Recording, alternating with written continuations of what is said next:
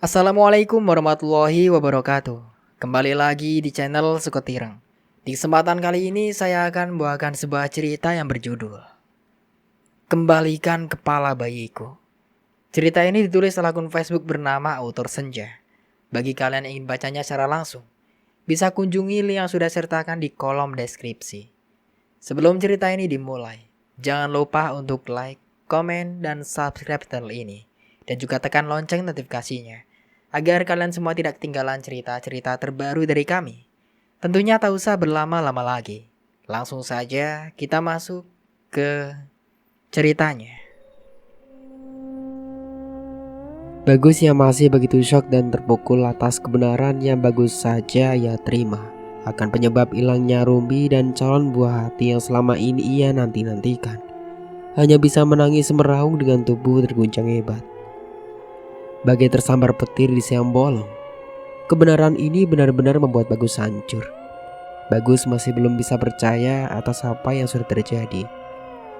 Arumbi, wanita yang sangat ia cintai serta satu-satunya penyemangat hidupnya, kini sudah pergi meninggalkannya dan tidak akan pernah kembali lagi.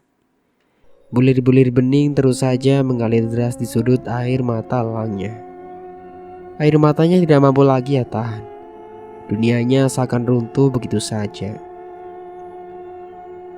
Harumbi, tangis Bagus kencang, lalu kembali menatap wajah pucat Broto dengan mata memerah. Kilatan kebencian terlihat jelas dari tatapan matanya yang tajam. Tanpa Ridwan dan warga desa lainnya sadari, Bagus yang tadinya dibawa sedikit menjauh dari mayat Broto, kini kembali bangkit mendekati tubuh kaku Broto, lalu kembali menghujami Broto dengan bergementah berkali-kali. Bangun kau bajingan, katakan kepada aku, apa salahku sehingga kau tega melakukan perbuatan sekeji ini kepada aku? Apa salahku dan Arumbi kepadamu? Katakan, kenapa kau begitu tega memisahkanku dengan orang yang paling sangat berarti dalam hidupku? Teriak Bagus kencang, sambil tetap menghadiahi tubuh dingin Broto dengan bentak. Ridwan serta warga desa yang masih begitu terkejut atas kebenaran yang baru saja mereka ketahui, semakin dibuat terkejut dengan perbuatan yang Bagus lakukan. Baru pertama kali bagi mereka melihat Bagus bersikap kasar seperti ini. Bangun kau Broto, jawab aku. Katakan kepada aku, apa salahku? Dan di mana kau sembunyikan jasad istriku? Teriak Bagus terisak sambil mengguncang-guncang tubuh kaku Broto. Semua orang yang hadir di sana hanya bisa terdiam membisu melihat Bagus dengan tatapan rasa iba. Tidak jarang banyak yang meneteskan air mata melihat kondisi Bagus saat ini.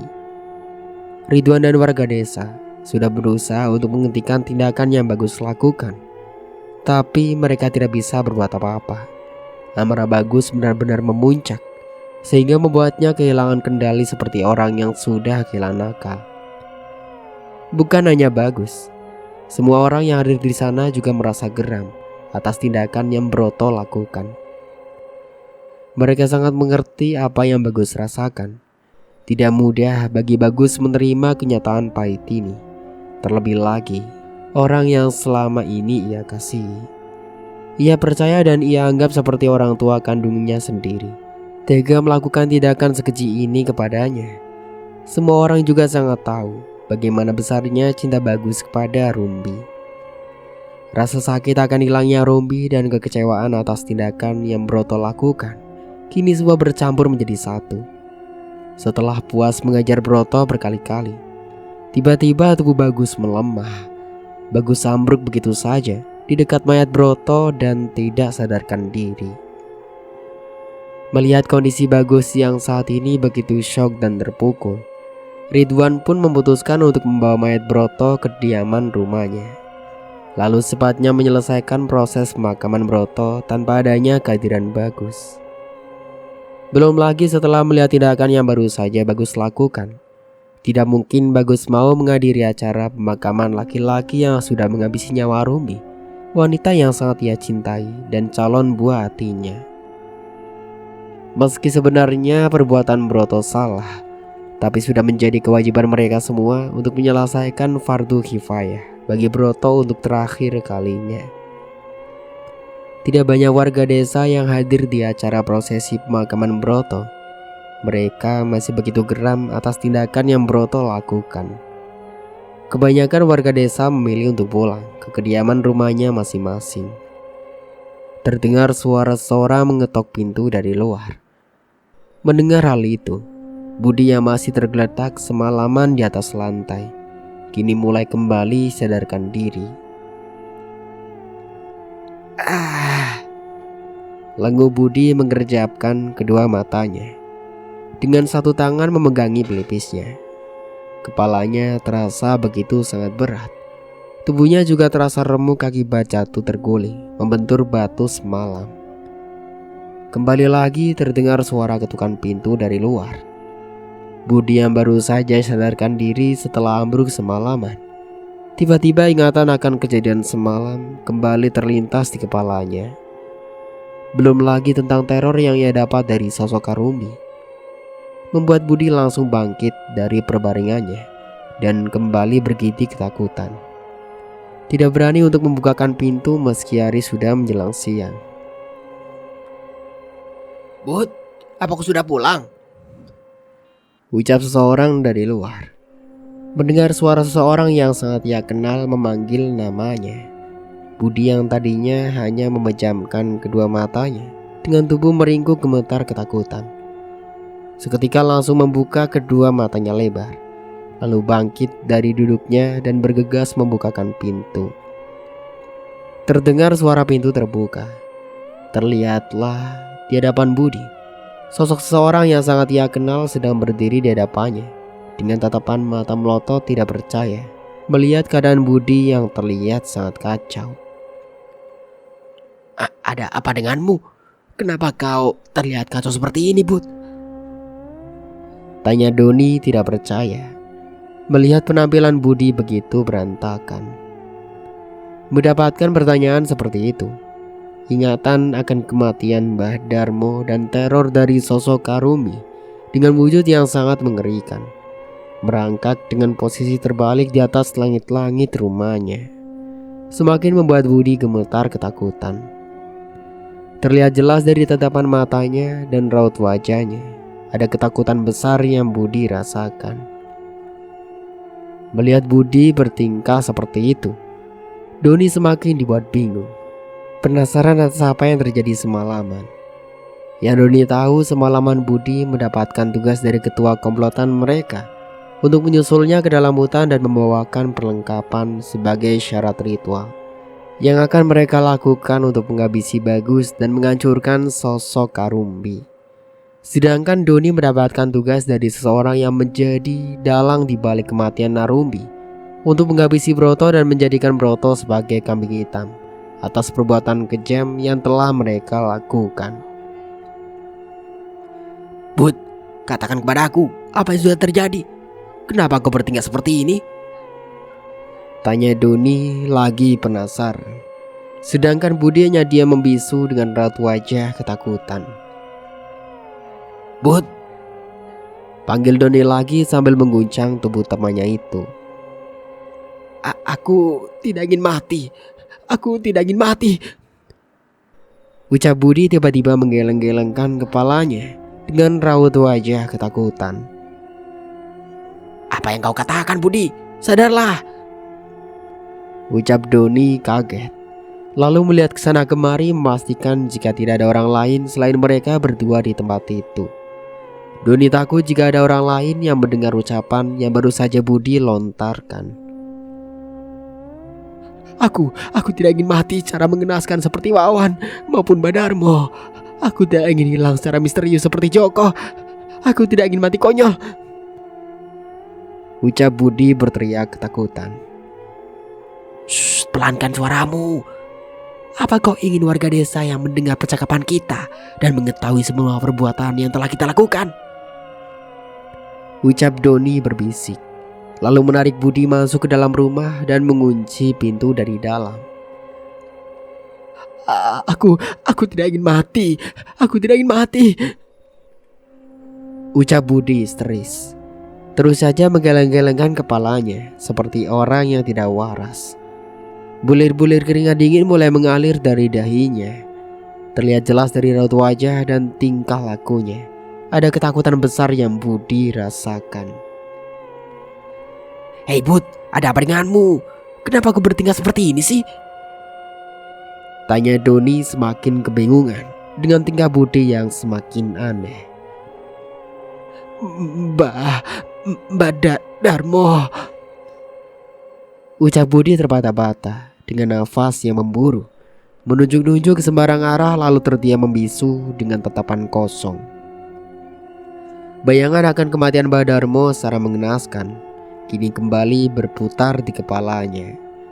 Masih teringat jelas di ingatan Budi bagaimana dengan kuku runcing berwarna hitam itu menyeruak masuk, menembus dada Mbak Darmo lalu menarik jantung Mbak Darmo hingga terpisah dari tempatnya.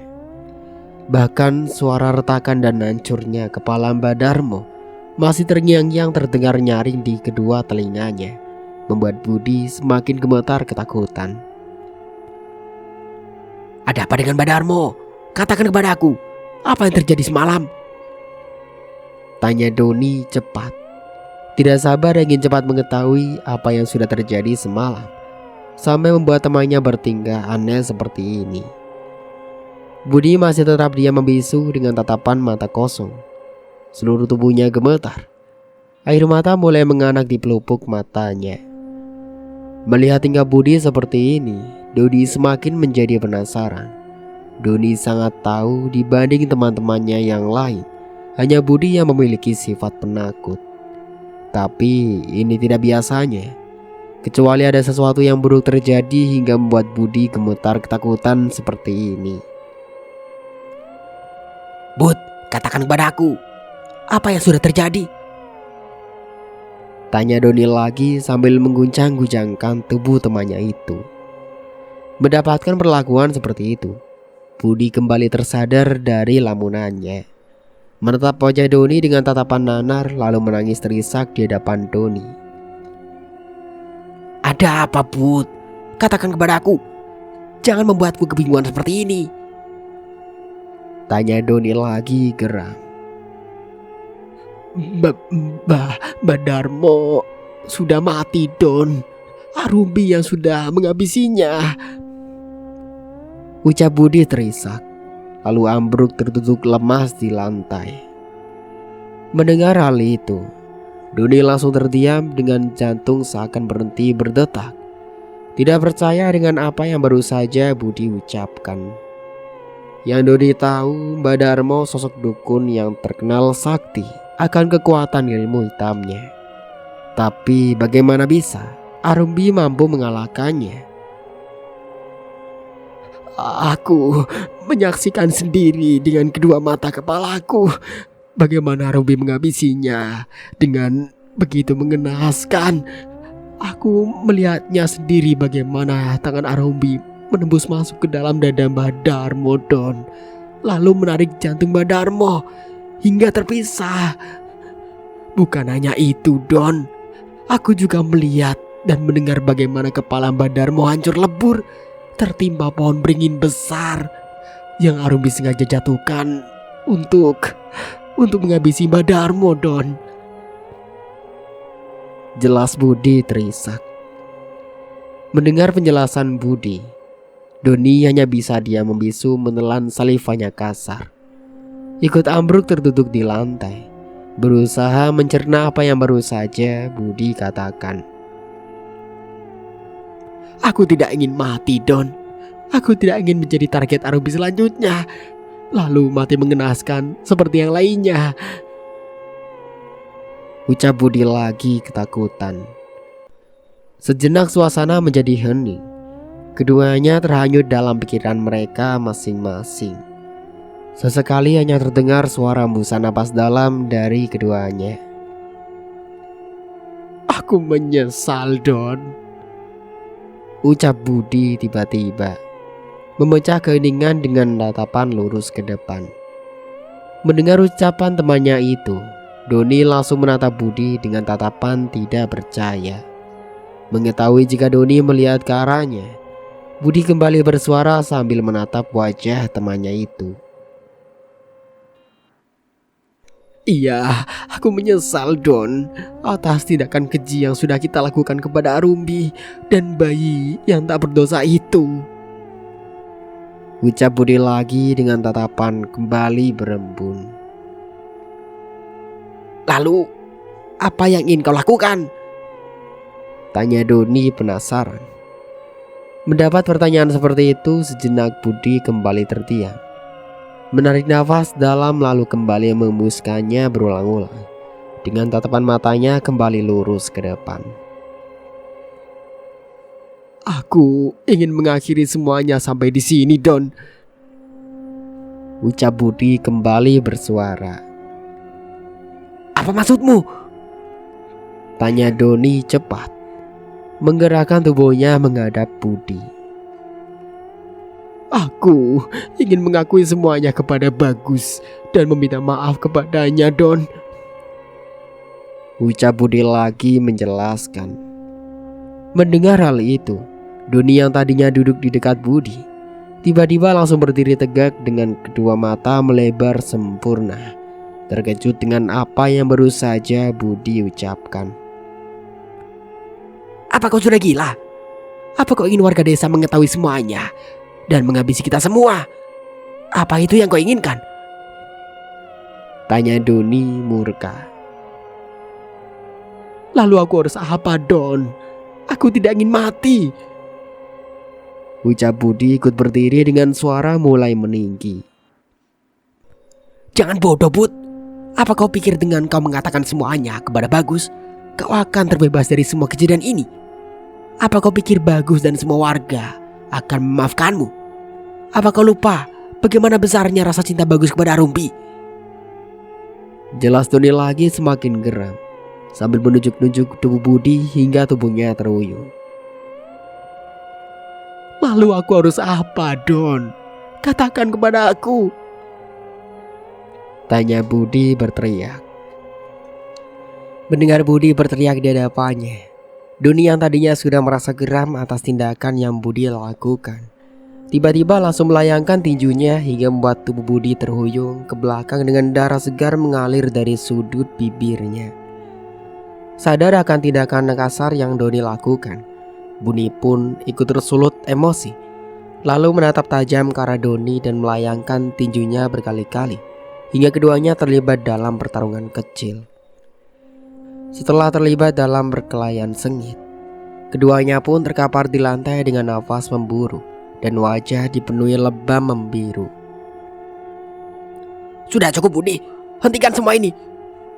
Ucap Doni dengan nafas tersengal-sengal. Kau dulu yang memulai semua ini, Don. Jawab Budi kesal. Aku akui aku salah karena sudah bersikap kasar kepadamu. Aku hanya geram mendengar apa yang baru saja kau ucapkan. Ucap Doni lagi mengalah. Lalu aku harus apa? Apa aku harus diam dan membiarkan Arumbi membunuhku seperti yang lainnya? Tanya Budi lagi sedikit berteriak. Tapi yang kau katakan barusan itu bukan solusi. Apa kau ingin semua kebusukan yang kita lakukan diketahui semua warga dan membuat kita semua mati dilarak warga desa, terutama Bagus? Itu yang kau mau? Teriak Doni geram. Mendengar ucapan Doni, sejenak Budi terdiam mencerna apa yang baru saja diucapkan Doni. Apa yang dikatakan Doni ada benarnya, tapi saat ini Budi benar-benar tidak bisa berpikir dengan jernih. Yang ada di dalam pikirannya, ia tidak ingin mati secara mengenaskan seperti yang lainnya.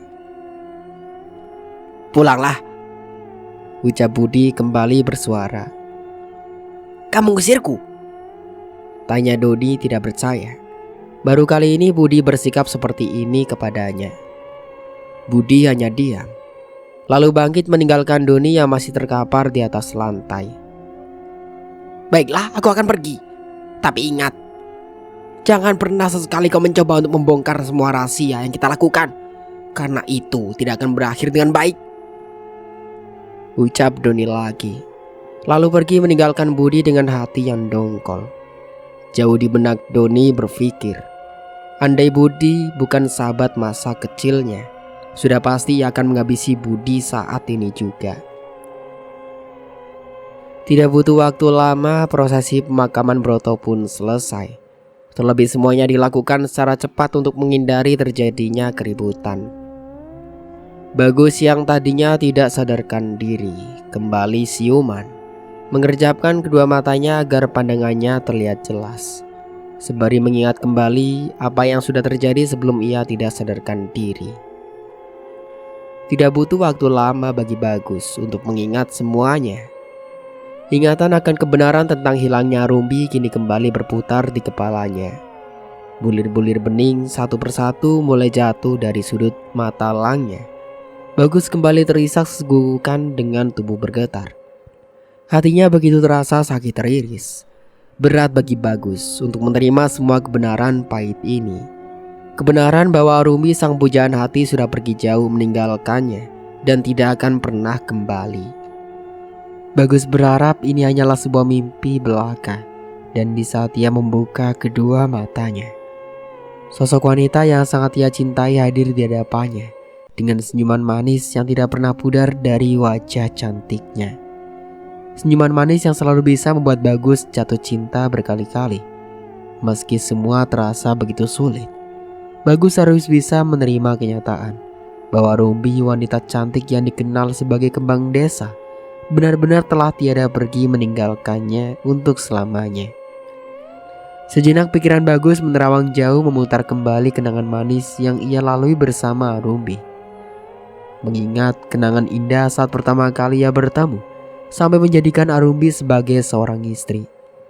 Betapa bahagianya Bagus kala itu, ketika mampu mempersunting wanita yang selama ini mampu memencuri hatinya sejak pertama kali berjumpa.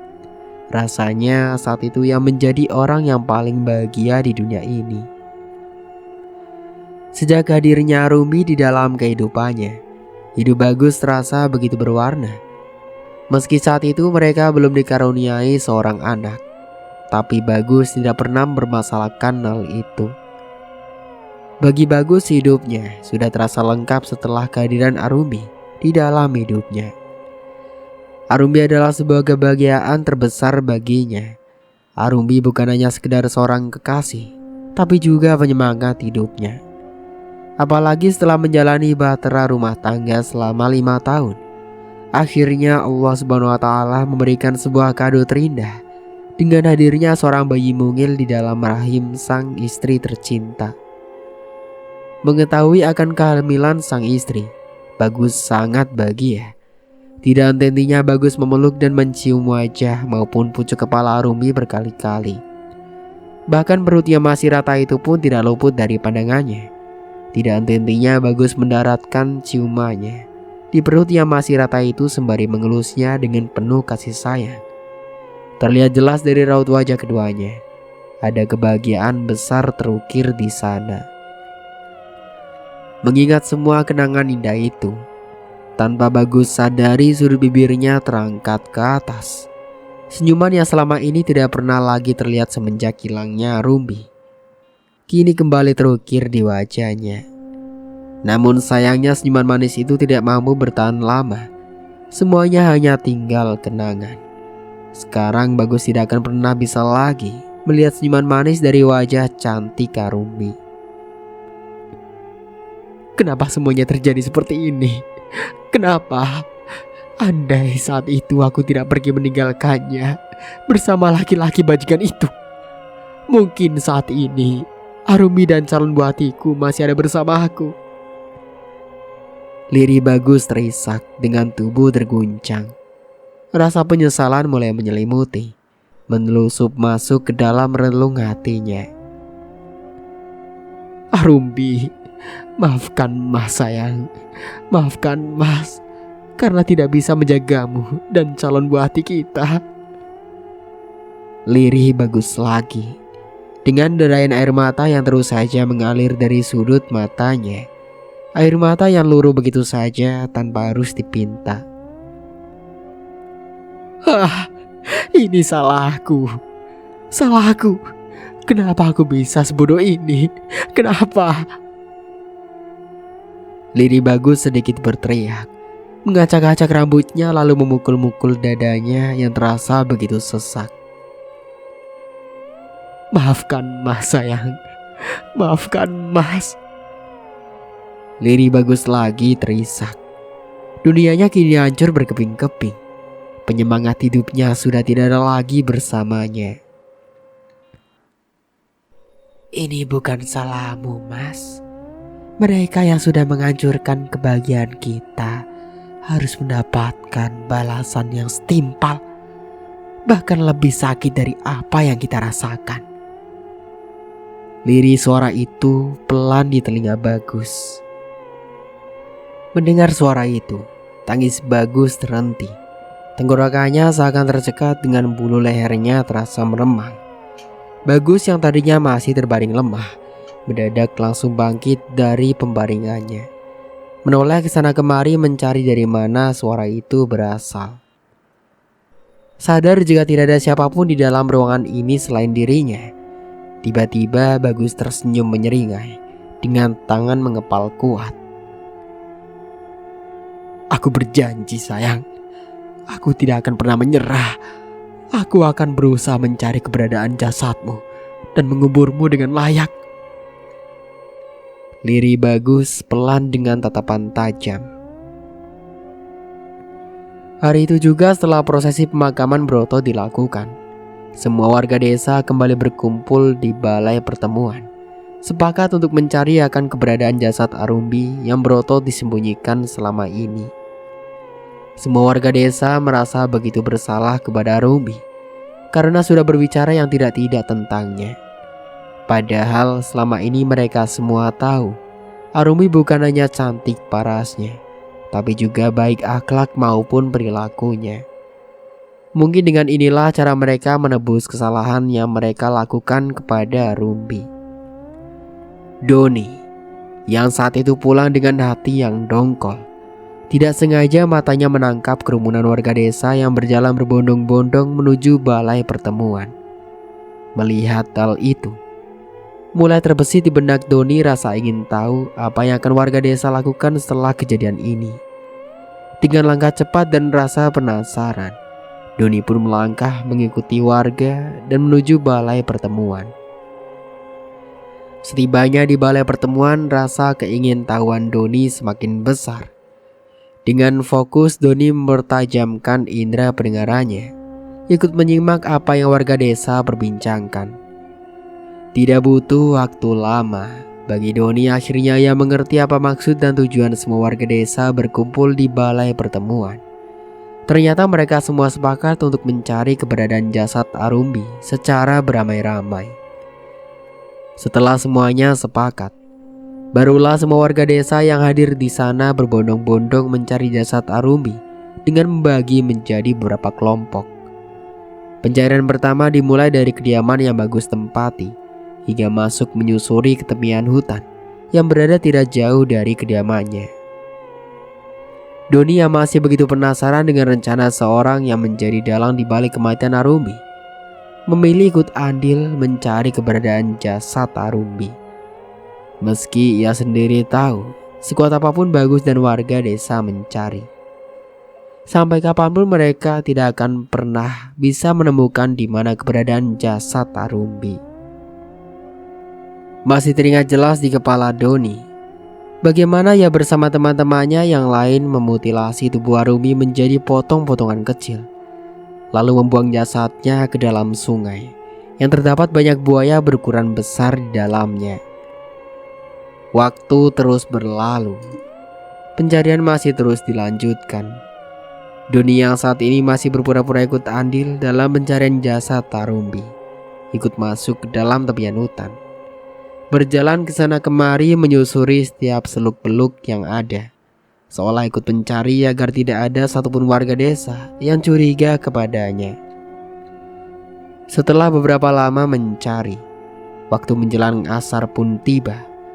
Walaupun semua warga desa sepakat untuk mencari keberadaan jasad Arumbi, namun mereka juga masih takut akan teror-teror menyeramkan yang telah terjadi akhir-akhir ini. Hari itu pencarian terpaksa dihentikan di tepian hutan yang berada tidak jauh dari kediaman Bagus. Meski belum menemukan titik terang akan keberadaan jasad Arumbi, pencarian akan kembali dilanjutkan besok. Malang nasib Doni. Ketika hendak keluar dari tepian hutan, ia justru malah tersesat dan terpisah jauh dari rombongannya. Aku di mana? Ucap Doni celingkukan dengan kedua mata mengedar ke segala arah, setelah sadar akan keberadaan dirinya yang sekarang. Ini di mana? Lalu di mana yang lainnya? Apa aku tersesat? Tapi bagaimana bisa? Jelas-jelas aku berjalan beriringan dengan rombongan warga desa yang lainnya. Kenapa bisa aku ada di sini? Tanya Doni lagi kebingungan dengan dada bergemuruh. Apalagi tidak ada siapapun di dalam hutan ini selain dirinya, membuatnya semakin panik. Ternyata tanpa Doni sadari, di saat ia memilih masuk ke dalam tepian hutan, ada sepasang mata besar berwarna merah menyala memperhatikannya dari jauhan. Sosok itu dengan sengaja mengelabui penglihatan Doni agar Doni tersesat dan terpisah jauh dari rombongannya. Di saat rombongan warga desa berjalan keluar dari tepian hutan, Doni justru malah berjalan semakin masuk ke dalam hutan. Doni terus saja berjalan tergesa-gesa dengan dada bergemuruh, berusaha mencari jalan keluar agar ia bisa secepatnya keluar dari hutan ini. Namun sungguh sayang bagi Doni, semakin jauh ia berjalan bukannya jalan keluar yang ia temukan, justru akan membuatnya semakin masuk ke dalam hutan. Melihat Doni berjalan celingkukan berusaha mencari jalan keluar, sosok dengan wujud yang sangat menyeramkan itu hanya tersenyum menyeringai, memperlihatkan barisan giginya yang tajam. Bersiaplah, sebentar lagi ajalmu akan segera tiba. Lirih sosok itu merangkak di atas pohon dengan posisi terbalik. Mendekatlah dan teruslah berjalan. Kematianmu sudah lama menunggumu. Lirih sosok itu lagi tersenyum sinis dengan sorot mata tajam, membuat mata besar berwarna merah itu terlihat semakin menyala-nyala. Waktu terus saja berlalu. Hari pun semakin gelap. Suara-suara binatang malam mulai terdengar. Lolongan serigala dan hewan liar lainnya saling bersaut-sautan. Mendengar hal itu dengan keringat dingin yang terus saja bercucuran dari keningnya, Doni semakin kalang kabut, berjalan tergesa-gesa hingga tanpa sadar, membuat kakinya tersandung lalu terjatuh tersungkur memeluk sesuatu yang terasa lembek dan berbau busuk. Apa ini? Ucap Doni panik sambil meraba-raba dan memperhatikan sesuatu yang ada di bawah tubuhnya. Minimnya cahaya membuat Doni kesulitan melihat persekitaran yang ada di sekelilingnya. Setelah sadar akan sesuatu yang ada di bawah tubuhnya, dengan mata melebar sempurna, Doni langsung bangkit menjauh sedikit dari mayat seseorang yang sangat ia kenal itu. Mengetahui siapa mayat yang ada di hadapannya, mendadak persendian Doni menjadi lemas. Meski tubuh mayat itu sudah mulai membusuk, tapi Doni sangat mengenali siapa mayat itu. Joko. Ucap Doni terbata-bata dengan nafas memburu, tidak percaya dengan apa yang ada di matanya. Belum lagi ketika melihat kondisi mayat Joko yang terlihat begitu mengenaskan. Apalagi ia sangat mengenali tempat akan keberadaannya sekarang. Tempat terakhir kali ia menghabisi Arumbi dan bayinya. Membuat Doni semakin kalang kabut. Seluruh tubuhnya gemetar ketakutan. Doni tidak pernah menyangka jika hilangnya sosok Joko secara misterius berakhir dengan cara tragis seperti ini. Joko. Ucap Doni terisak. Menyaksikan sahabat masa kecilnya juga berakhir mengenaskan seperti yang lainnya. Baru Doni sadari apa yang dikatakan Budi benar. Seharusnya mereka berkata jujur kepada Bagus dan mengakui semua perbuatan yang telah mereka lakukan kepada Arumbi. Kini rasa bersalah dan rasa penyesalan mulai menyentuh relung hatinya. Namun apakah itu berguna? Mengingat akan tindakan kejam yang telah ia lakukan kepada Arumbi dan bayi yang tidak berdosa itu, membuat Doni ketakutan. Akankah ia juga akan bernasib sama, berakhir dengan cara mengenaskan seperti yang lainnya? Doni. Tiba-tiba datang semilir angin berembus menerpa pori-pori kulit, diiringi suara lemah gemulai seorang wanita. Mendengar hal itu, seketika Doni terdiam mematung dengan bulu kuduk meremang. Ia sangat mengenali siapa pemilik suara itu. Belum lagi suara itu terdengar begitu dekat, seolah berada tepat di belakangnya. Kini ketakutan mulai menjalari ke seluruh tubuhnya. Dengan degup jantung tak beraturan, Doni meneguk salivanya kasar. Berusaha memberanikan diri memastikan siapa sosok yang saat ini berada di balik punggungnya. Pelan tapi pasti, Doni menoleh ke belakang. Dan terlihatlah di hadapan Doni siapa pemilik suara yang sangat ia kenal itu. Tidak. Teriak Doni kencang lalu bangkit dari duduknya. Berusaha berlari menjauh dari sosok Arumbi dengan wujud yang sangat menyeramkan itu. Malang nasib Doni. Baru selangkah ia berlari, kakinya kembali tersandung mengenai tubuh Joko yang sudah setengah membusuk itu, membuatnya kembali tersungkur mencium tanah. Mau kemana kau bajingan? Liri Arumbi tertawa kencang dengan wujud yang sangat menyeramkan. Pergi kau setan jalang. Ucap Doni panik sedikit berteriak. Kembali bangkit berlari menjauh meninggalkan Arumbi dan berusaha keluar dari hutan ini. Berlarilah kemanapun kau mau. Tapi jangan pernah berharap kau bisa keluar dari hutan ini dengan selamat. Liri Arumbi lagi menyeringai, memperlihatkan gigi-giginya yang tajam bercampur dengan darah merah kehitam-hitaman. Doni tidak peduli dengan apa yang Arumbi katakan. Yang ada di dalam pikirannya saat ini, tidak ingin mati secara mengenaskan seperti yang lainnya. Tidak, aku harus pergi dari hutan terkutuk ini. Aku tidak mau mati. Aku masih mau hidup. Ucap Doni dalam hati, berlari kencang dengan keringat dingin sebesar biji jagung, terus saja membanjiri tubuhnya. Doni terus saja berlari dengan nafas terengah-engah. Jantungnya berdetak kencang tak beraturan. Peluh keringat dingin terus saja mengucur membasahi tubuhnya. Sesekali ia juga menoleh ke belakang, memastikan jika sosok Arumbi dengan wujud yang sangat menyeramkan itu tidak lagi mengejarnya. Setelah memastikan jika sosok Arumbi tidak lagi mengejarnya, dan merasa jika ia sudah berlari cukup jauh dari tempat itu, Doni menarik nafas lega dengan satu tangan berpegangan di salah satu pohon.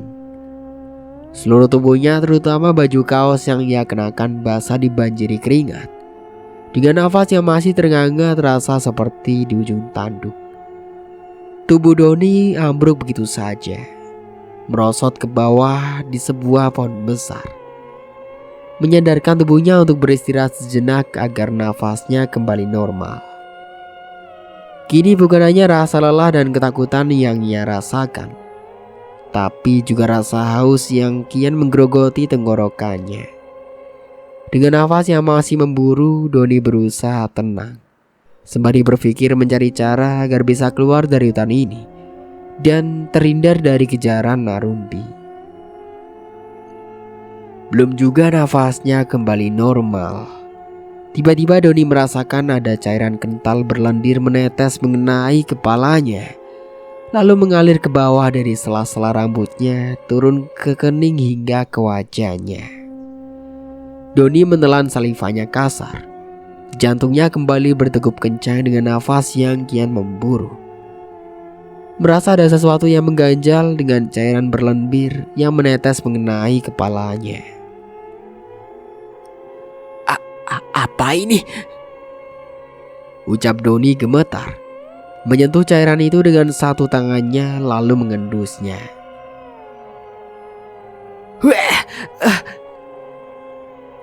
Doni merasa mual setelah mencium cairan berwarna merah kehitam-hitaman itu.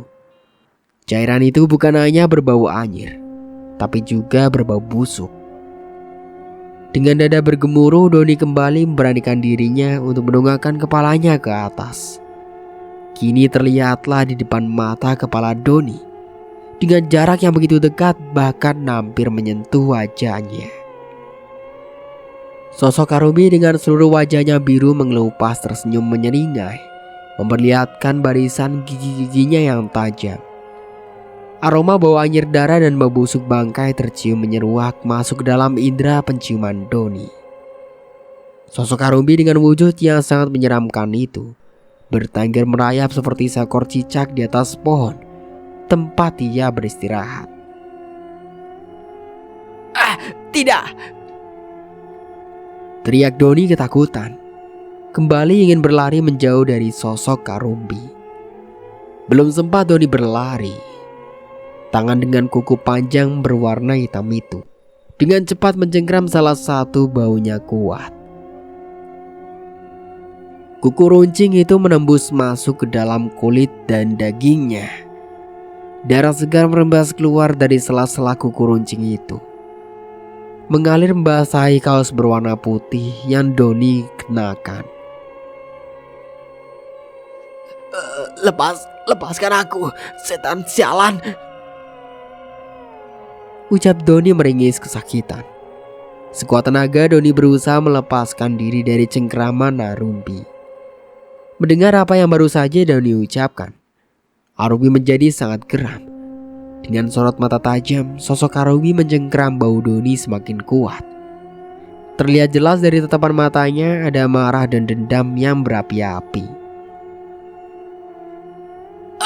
Lepaskan aku! Ucap Doni semakin histeris, merasakan rasa sakit yang luar biasa di bahu sebelah kirinya. Lalu tiba-tiba, Tidak! teriak Doni kencang ketika melihat salah satu baunya hancur terkoyak, hingga membuat salah satu tangannya pun ikut terlepas dan terpisah dari tubuhnya. Tanganku! Ucap Doni meringis kesakitan dengan bulir-bulir bening mengalir dari kedua sudut matanya. Seluruh tubuhnya gemetar. Rasanya tunggai kaki maupun persendian tulangnya tidak mampu lagi menahan bobot tubuhnya. Doni ambruk kembali terduduk lemas, melihat salah satu tangan kirinya tergeletak di tanah.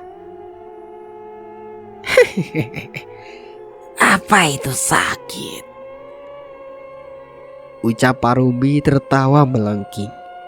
Tersenyum sinis melihat Doni meraung kesakitan. Doni hanya tergugu, meringis kesakitan meratapi nasibnya yang malang. Teringat akan kekejaman yang telah ia lakukan kepada Arumi pada saat ia memutilasi dan memotong tangan sebelah kiri Arumi menggunakan sebuah golok yang ia bawa pada saat itu. Ini belum seberapa dibandingkan dengan rasa sakit yang telah kalian semua berikan kepada aku. Kalian semua menghancurkan hidupku dan kebahagiaanku. Kalian semua harus merasakan rasa sakit yang lebih dari apa yang aku rasakan. Ucap Parumbi murka dengan bulir benih mengalir dari kedua mata besarnya. Teringat kembali akan tragedi memilukan itu. Tragedi yang menghancurkan seluruh hidupnya dan membuatnya harus berpisah dengan laki-laki yang sangat ia cintai. Maafkan aku Arumi. Aku tahu aku salah, tapi ku mohon jangan bunuh aku. Biarkan aku hidup Arumi. Ucap Doni memohon dengan rasa penyesalan yang kini kian menyelusup ke dalam relung hatinya. Mendengar Doni berkata seperti itu, bukannya merasa kasihan, justru sosok Arumi merasa jijik. Lalu bergerak cepat merangkak turun dari pohon mendekati Doni dan menjengkram leher Doni dengan begitu kencang. Tubuh Doni terangkat ke udara, membuat ia kesulitan untuk bernafas. Apa kau lupa dengan semua perbuatan kejam yang kalian lakukan kepada aku dan bayi yang ku kandung? Bayi yang selama 5 tahun aku dan suamiku nanti-nantikan kehadirannya. Tapi apa salahku dan bayiku kepada kalian? Kalian tega menghabisiku dan bayiku tanpa ampun, tanpa belas kasihan sedikit pun. Ucap Arumi lagi dengan bulir benih mengalir di pipinya. Ampuni aku Arumi. Aku menyesal. Ucap Doni terbata-bata dengan nafas yang kian menyempit. Apa kau masih lupa? Tidak ingatkah kau pada saat itu? Bagaimana aku memohon kepada kalian agar kalian melepaskanku dan membiarkan dan bayiku hidup. Tapi apa yang kalian lakukan? Kalian kejam. Ucap Arumi murka dengan kedua mata besarnya semakin menyala-nyala dan semakin menyekik leher Doni kuat, hingga laki-laki itu kesulitan untuk bernafas. Wajah Doni mulai memucat dengan nafas yang kian menyempit. Tidak hanya itu saja, darah segar kembali mengalir dari lehernya akibat cengkraman kuat Arumi. Kuku runcing berwarna hitam itu menembus masuk ke dalam kulit lehernya. Baju putih yang Doni kenakan kini telah berubah menjadi warna merah, bersimbah dengan darah. Maafkan aku Arumi. Ucap Doni lagi dengan mata berdelik memutih ke atas. Tubuhnya melemah dengan pandangannya mulai terlihat kabur. Melihat hal itu, sosok Arumi kembali tersenyum menyeringai. Dengan kuat Arumi melemparkan tubuh Doni hingga terbanting di sebuah pohon besar. Setelah itu tubuh Doni menggelinding jatuh ke bawah, lalu tertancap di sebuah akar pohon yang menyembul keluar dari tanah dan menembus masuk ke dalam perutnya.